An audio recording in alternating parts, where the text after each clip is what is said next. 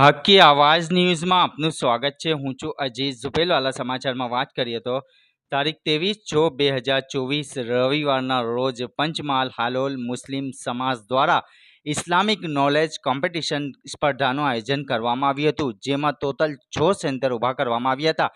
હાલોલ નુરાની મસ્જિદ, કુબા મસ્જિદ, મદ્રસે નુરુલ ઇસ્લામ, Limdi ફળિયા 101 colony, મદ્રસે Gulshan Baghdad અને એક centre બાસકા ગામ મસ્જિદમાં ઊભો કરવામાં આવ્યો હતો, જેમાં ટોટલ 365 વિદ્યાર્થીઓએ ભાગ લીધો હતો અને આવનાર દિવસોમાં પેપર ચેકિંગની પ્રક્રિયા બાદ પ્રથમ નંબર આવશે તેને 5100 રૂપિયાનું ઇનામ આપવામાં આવશે અને સેકન્ડ નંબર પર આવનારને 3100 રૂપિયાનું અને ત્રીજા નંબરે આવનારને 2100 રૂપિયાનું ઇનામ આપવામાં આવશે અને 4 થી 5 નંબર સુધીને 500 રૂપિયાનું ઇનામ આપવામાં આવશે તેમ જાણવા મળ્યું હતું।